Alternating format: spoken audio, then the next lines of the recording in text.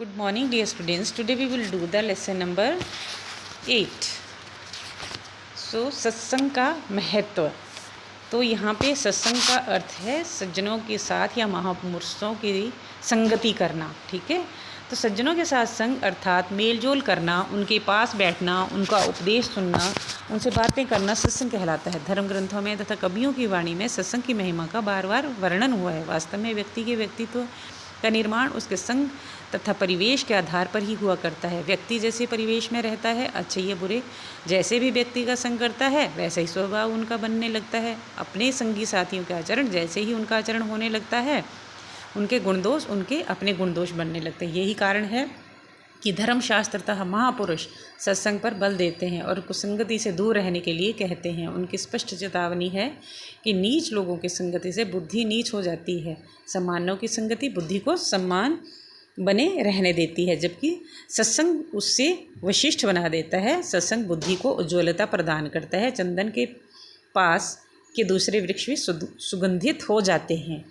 तो बेटा इसमें बताया गया है कि सज्जनों महापुरुषों के जो है साथ संग मतलब उनके साथ अर्थात मेलजोल करना, उनकी बातें सुनना, उनके पास बैठना, उनके जो है विचार सुनना तथा इसको क्या बोलेंगे हम, या उनके उपदेश जो है मतलब विचार सुनना। ठीक है, तो उनसे उनकी जो बातें सुनना है वही सत्संग कहलाता है। तो ये जो धर्म ग्रंथ है, ये वेद पुराण है हमारे, इनमें भी सभी क्या है, इन महान पुरुषों की जो है बार बार जो है उनकी महिमा जो है उन्होंने उनकी सत्संग का जो है बार बार अपने विचारों से व्यक्त किया हुआ है और उनकी जो है उसकी बार बार जो है वर्णन किया हुआ है। तो उसी का क्या है, अगर हम इनको पढ़ेंगे तो हमारे ऊपर जो है हम अच्छे रास्ते पे चलेंगे। और उनके अनुसार क्या है कि अगर हम अच्छे लोगों की कंपनी करते हैं, अच्छे लोगों के साथ हमारा उठना बैठना है, तो हम क्या है, हमारी बुद्धि भी अच्छी रहेगी और अच्छे रास्ते पे चलेंगे। अगर हम जो है गलत कंपनी में पढ़ते हैं, गलत संगति में पढ़ते हैं, तो हम क्या है कल को गलत रास्ते में पढ़ेंगे। ठीक है, तो हमें गलत रास्ते का आचरण करना पड़ेगा, तो उससे छूट पाना हमें मुश्किल होगा। इसलिए क्या है, सज्जन पुरुषों के साथ हमें जो है अच्छे लोगों के साथ जो उठना बैठना चाहिए, उनकी बातें सुननी चाहिए। ठीक है, यहाँ पे एक उदाहरण दिया गया है कि चंदन के जो पास के वृक्ष होते हैं दूसरे दाएं बाएं वाले, तो उनसे भी क्या है, चंदन के नियर रहेंगे तो क्या है, उनकी जो खुशबू आती है चंदन की, वैसी ही खुशबू जो है दूसरे वृक्षों से भी आने लगती है। ठीक है, तो यहाँ पे और उदाहरण भी दिए गए हैं। अब यहाँ पे आपने ध्यान से सुनना है। जिस प्रकार जल की बूंद गर्म तवे पर पड़ने पर नष्ट हो जाती है, कमल के पत्ते पर मोती जैसी लगती है, वही बूंद जो है स्वाति नक्षत्र में समुद्र की सिपी पर गिर जाए तो मोती बन जाती है। उसी प्रकार सत्संगति व्यक्ति को चमका देती है। नीच की संगति व्यक्ति को बर्बाद करती है, अच्छी संगति से व्यक्ति का अपना व्यक्तित्व जो है निखरता है।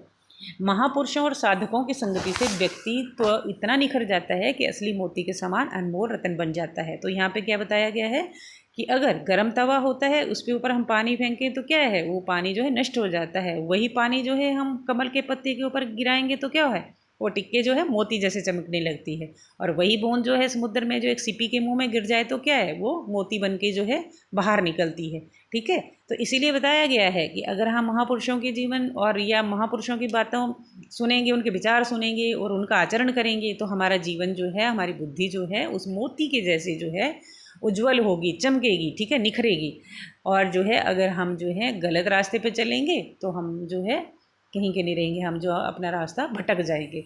अब यहाँ पे और बताया गया है, सप्तऋषियों की कुछ देर की संगति ने वाल्मीकि को ऋषि बना दिया था। पारस की संगति तांबे को सोने में बदल देती है। लकड़ी के संग लोहा भी पानी में तैर जाता है। विद्वाने के पास रहने वाले तोता मैना जो है वैदिक रचनाओं का पाठ करने लगते हैं। भौरे के साथ खेलता हुआ कीड़ा भी भौरा बन जाता है। चंदन के वृक्ष के निकटवर्ती वृक्ष भी क्या है, चंदन ही बन जाते हैं। ठीक है, तो बोले वो जो सप्तऋषि थे, जिन्होंने क्या था, जो डाकू था वाल्मीकि, जो पहले डाकू था, तो उसको कुछ देर की संगति मिली थी सप्तऋषियों की। ठीक है, तो उन ऋषियों ने इसका ज़िंदगी बदल दी। उसने क्या था, वो लूटपाट छोड़ के जो था एक जो है बहुत बड़ा विद्वान बन गया, जिसने बाद में जो है बड़े महान ग्रंथों को भी लिखा। ठीक है, तो इस प्रकार जो है पारस की संगति जो है तांबे को सोने में बदल देती है। पारस को छू ले तांबा तो क्या है, सोना बन जाता है। और लोहा को कील लगी और पानी में फेंक दे तो क्या होता है, वो कील भी तैरने लग जाती है। ठीक है, वो डूबते नहीं है।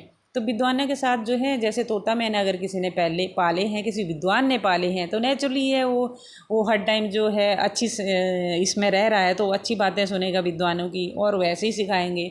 तो बोलते हैं ना जैसे तोता, तो वो क्या है, तो जो मतलब कि वेद पुराणों की रचनाएं हैं उनका क्या है, वो भी उन लाइनों को बोलना शुरू कर देते हैं। ऐसे ही भौरा अगर गुनगुनाता है तो कीड़ा भी जो है एंटरटेन करता है, मज़े लेता है उसका, ठीक है। तो चंदन के वृक्ष जो हैं जहाँ पे होंगे वहाँ पे जो है नीरवाए जो वृक्ष होते हैं, वो पहले भी आपको बताया कि उनसे भी वैसी ही खुशबू आने लग जाती है, ठीक है।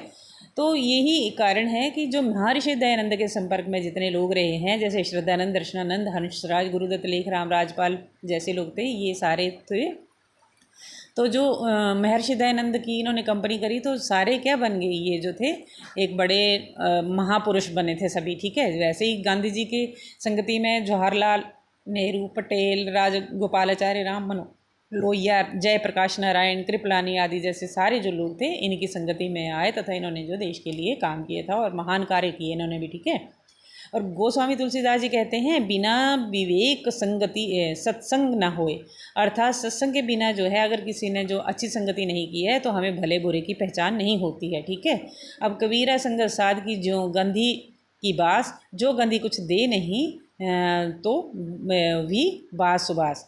अब यहाँ पे बोला गया है, जो इतर आदि फुलेल, जो हींग बेचता है, चाहे इतर मीन्स परफ्यूम बेच रहा है, तो उनके पास जो है वो सारा चीज़ें ख़त्म भी हो जाएं तो उनसे जो है वैसी ही खुशबू आती है, अपनी खुशबू जो है छोड़ देते हैं। इसलिए जो है अगर हम सज्जन पुरुषों की संगति करेंगे तो कोई ना कोई प्रभाव जो है हमारे ऊपर जो है हमारी ज़िंदगी में पड़ेगा, ठीक है। अभी लास्ट पैराग्राफ है, किंतु जहाँ सत्संग व्यक्ति को शिखर पर पहुँचाता है वहाँ कुसंग उसे ऐसे गड्ढे में धकेल देता है जिससे निकल पाना जो है कठिन होता है। यदि संगति अच्छी सहारा प्रदान करती है तो कुसंगति पैरों में बंधा ऐसा पत्थर है सन्मार्ग की ओर बढ़ने ही नहीं देता। महात्मा बुद्ध के शब्दों में अंगुलीमाल का, महर्षि दयानंद की वाणी ने, अमी चंद, ठीक है, तो